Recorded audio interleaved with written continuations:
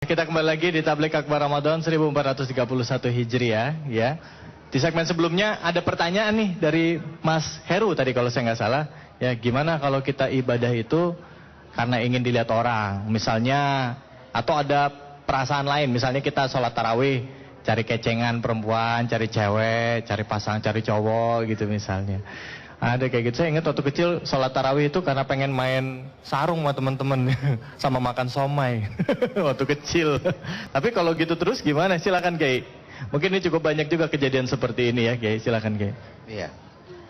Hadirin dan pemirsa TV One, sholat tapi sambil nyari cewek katanya tadi ya.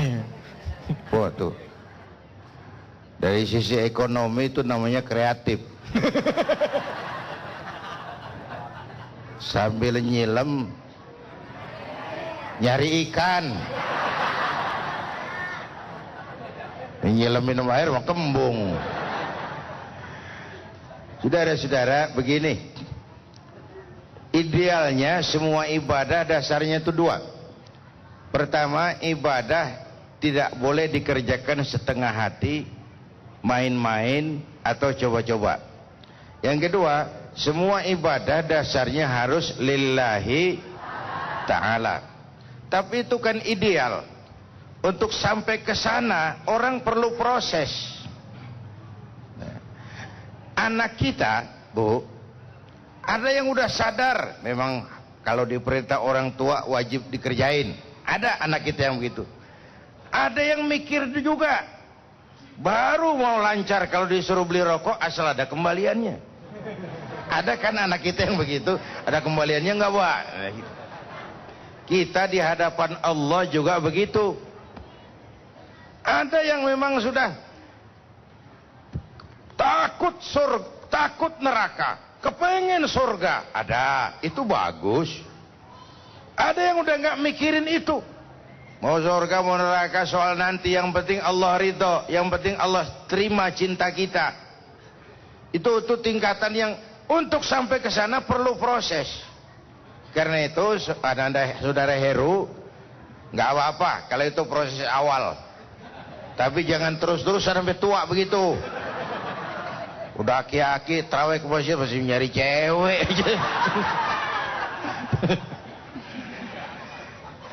Sebagai proses awal baguslah itu. Ada sugesti kan? Ada sugesti. Sama juga dengan kita umumnya. Kita ini beribadah karena mengharap surga, takut neraka. Itu bagus. Tapi kan kalau pertanyaannya lebih jauh, kalau nggak ada surga berhenti dong sembahyang. Nah, ada tahapannya. Orang beribadah bukan lagi urusan surga dan neraka, tapi urusan cinta. Itu yang dimotori oleh Sayyidah Rabi'ah Adawiyah, Rabi'atul Adawiyah. Alirannya aliran cinta. Sampai dia bilang gini, Bu.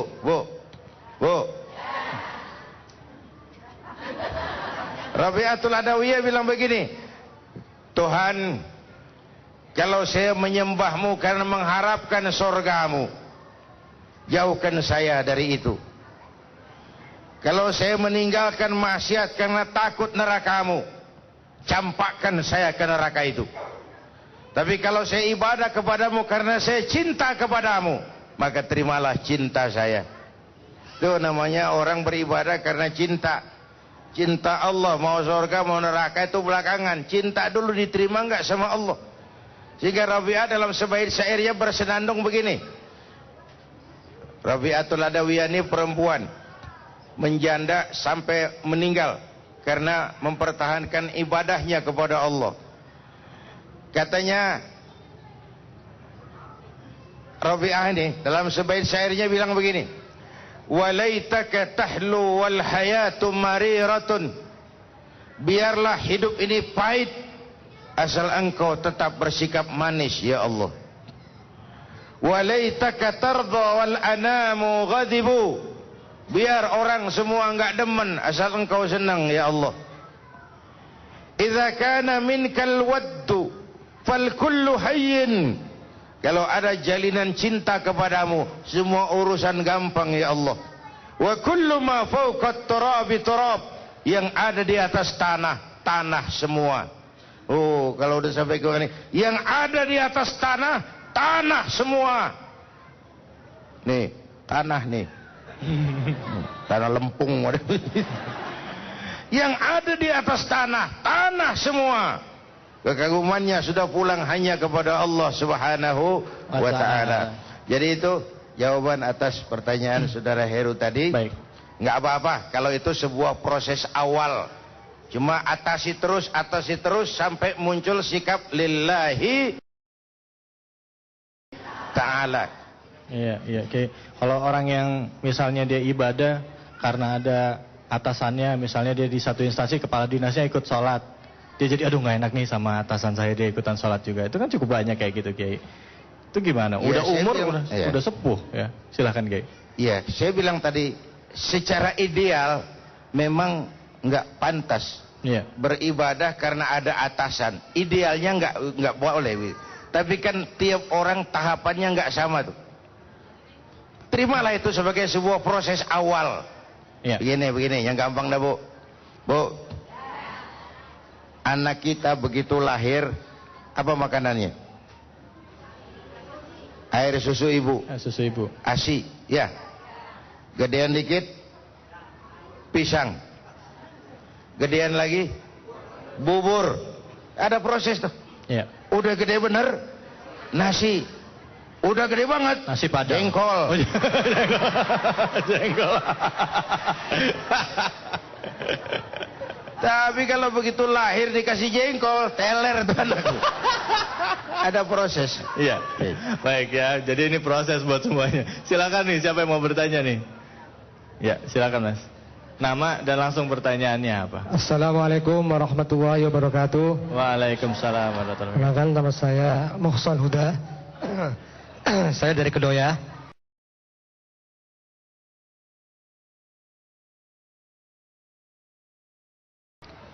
Pak Yai, yang mau saya tanyakan ialah apa tauladan yang dicontohkan Rasulullah kepada kita untuk menjaga kekafahan keislaman kita agar terhindar dari pengaruh-pengaruh yang destruktif yang akhir-akhir ini melanda umat Islam. Ya. Demikian, terima kasih. Wassalamualaikum warahmatullahi wabarakatuh. Waalaikumsalam. Pak, namanya siapa, Mas? Muhsan Huda. Muhsan. Oke, silakan. Muhsan. Ya. Pertama, menangkal pengaruh-pengaruh negatif itu, pertama jadilah ikan hidup tadi. Iman harus hidup di sini.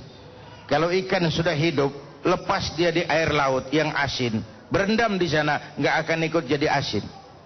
Dengan iman yang hidup, kemanapun kita pergi, kita akan bilang, buka tempat pelacur di samping rumah saya, buka tempat judi di belakang rumah saya, buka tempat minuman keras di depan rumah saya, pantang saya ikut karenanya.